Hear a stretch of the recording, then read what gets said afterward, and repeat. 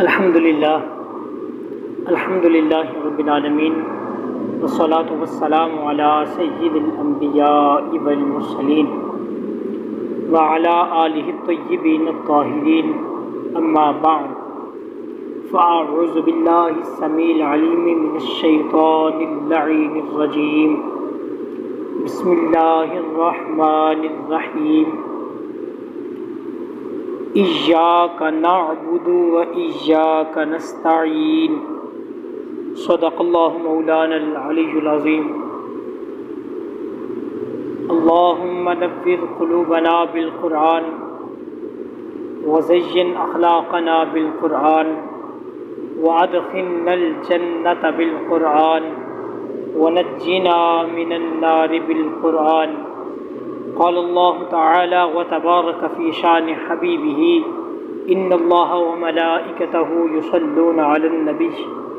یا ایہا الذین آمنوا صلوا علیہ وسلموا تسلیما اللہم صل علی سیدنا ومولانا محمد وصحاب سیدنا ومولانا محمد وبارک وسلم وصلی علیہ۔ معزز و محتشم سامعین و ناظرین، السلام علیکم ورحمۃ اللہ وبرکاتہ۔ الحمدللہ عز و جل آج پروگرام نور قرآن کے تحت ہمارا یہ درس قرآن، جس میں آج ہم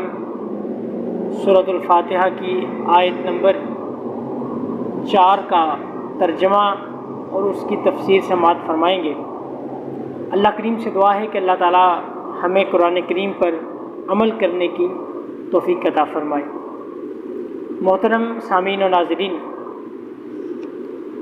میں نے آپ کے سامنے سورہ فاتحہ کی آیت نمبر 4 تلاوت کرنے کا شرف حاصل کیا ہے، جس میں ارشاد فرمایا کہ ایاک نعبد و ایاک نستعین،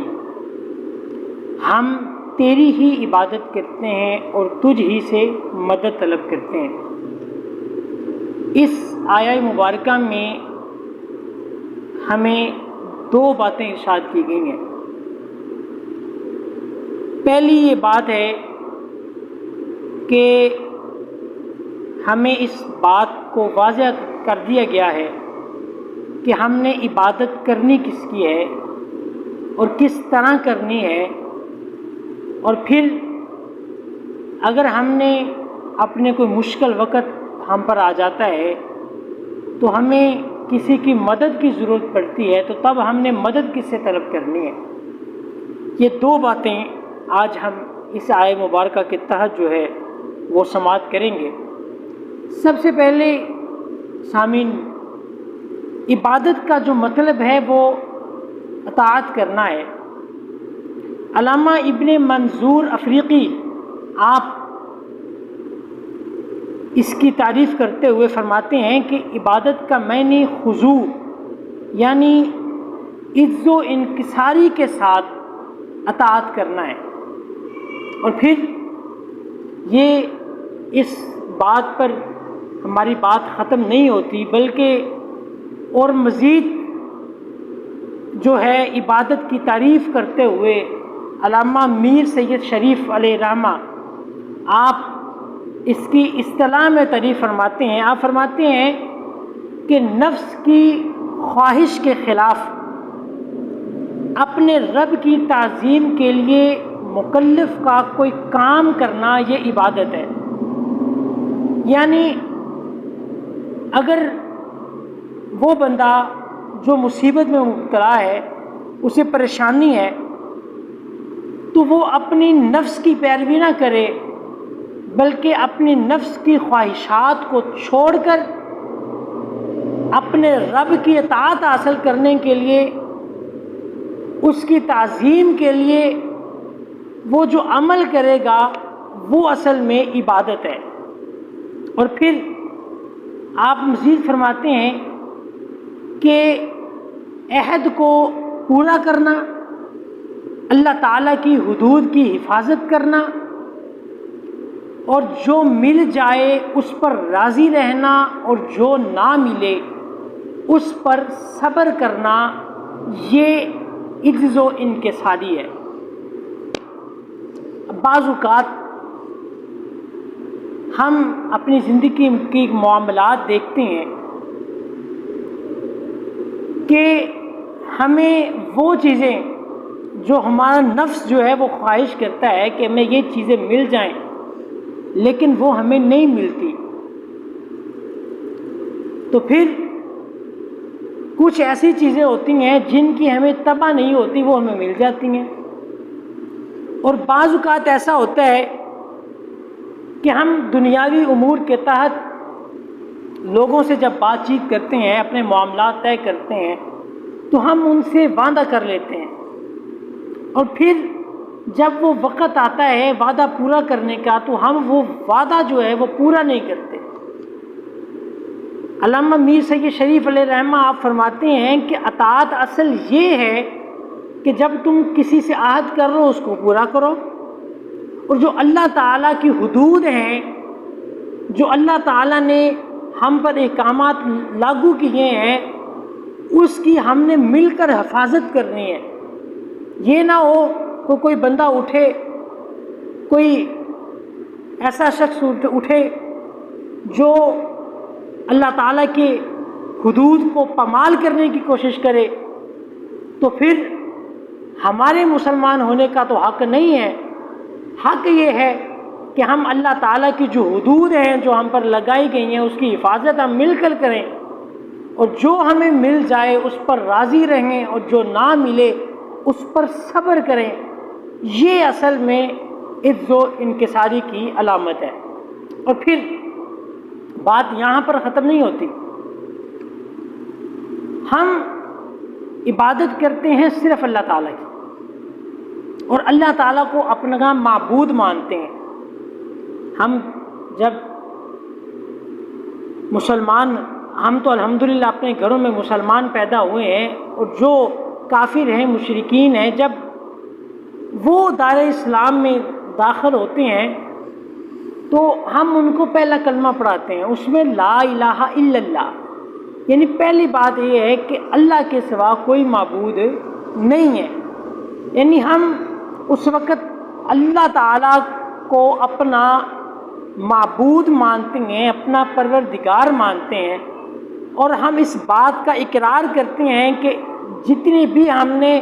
عبادت کرنی ہے وہ صرف اللہ تعالیٰ کی رضا حاصل کرنے کے لیے کرنی ہے۔ اور عبادت جو ہے، علماء فرماتے ہیں کہ یہ اصل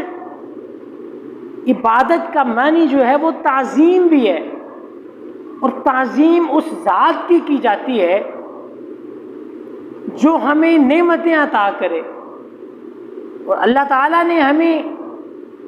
بے شمار نعمتیں عطا کی ہیں۔ اگر ہم اس کی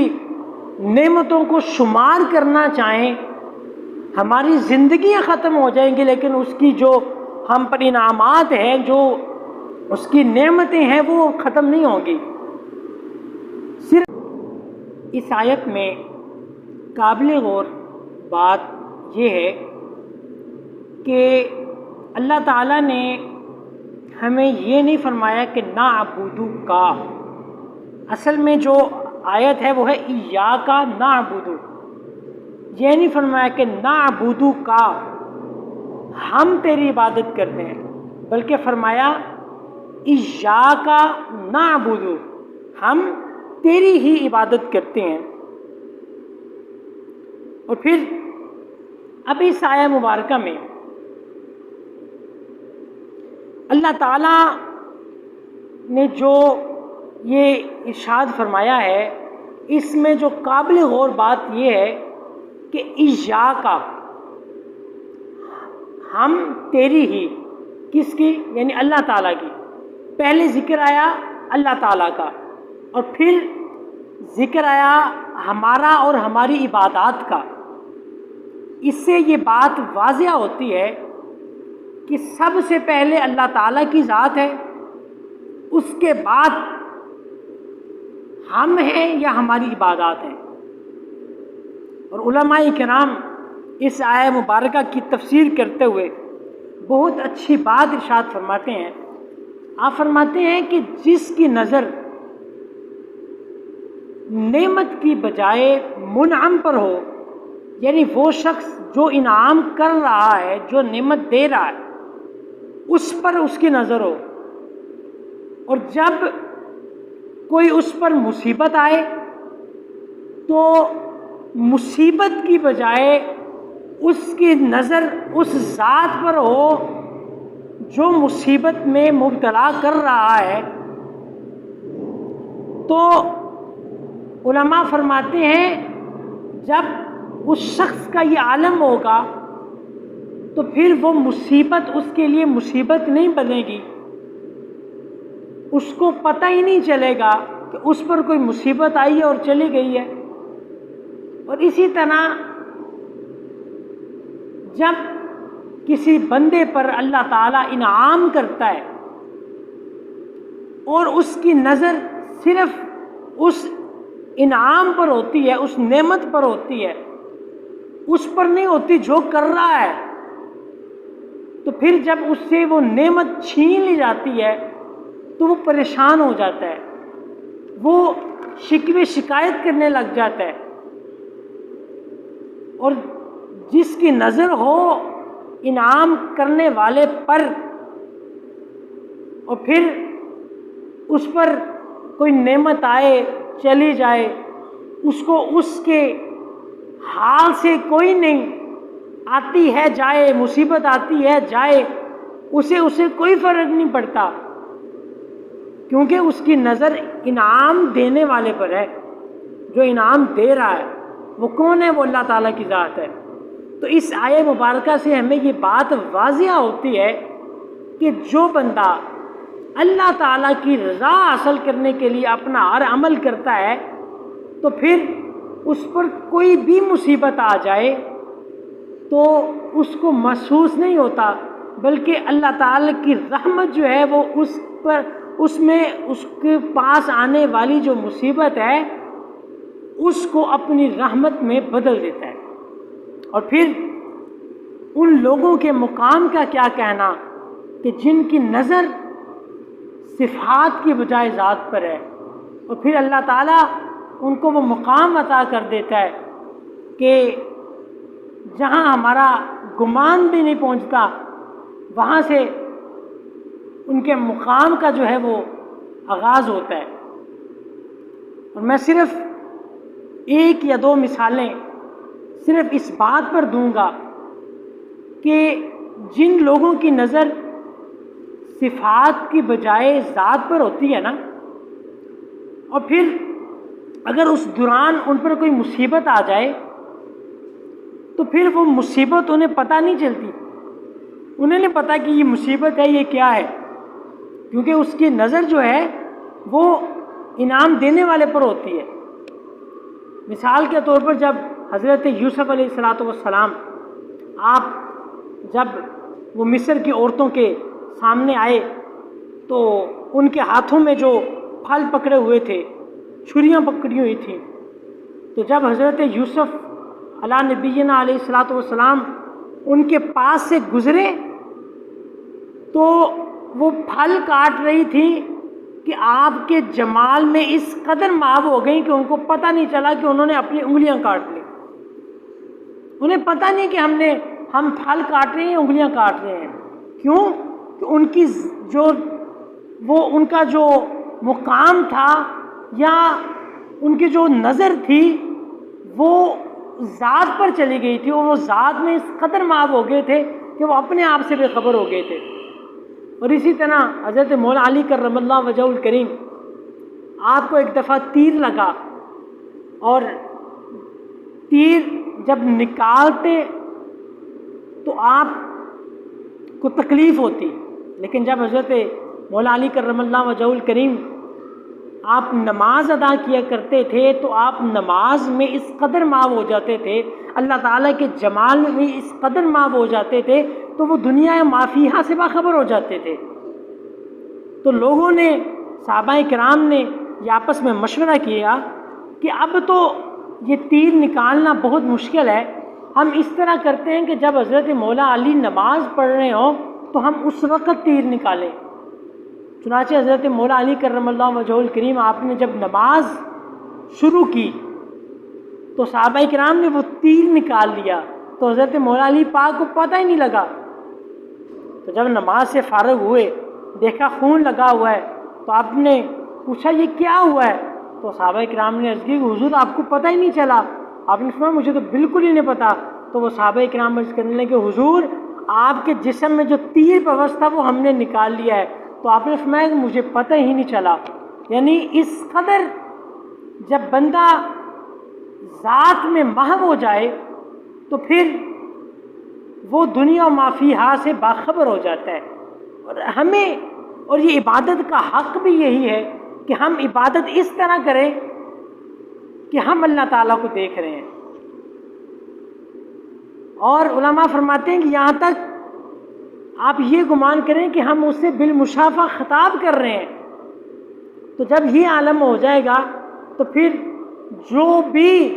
آپ کے سامنے یا آپ کے ارد گرد ہو تو پھر آپ کو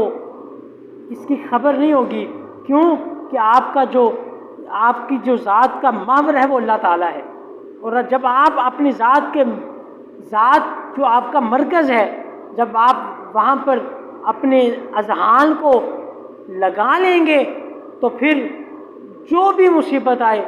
وہ ٹکرائے گی چلے جائے گی لیکن آپ کو پتہ نہیں لگے گا. اور پھر اسی آیت مبارکہ کے دوسرے حصے میں فرمایا کہ ایاک نستعین ہم تجھ ہی سے مدد طلب کرتے ہیں. اب نستعین کا معنی کیا ہے؟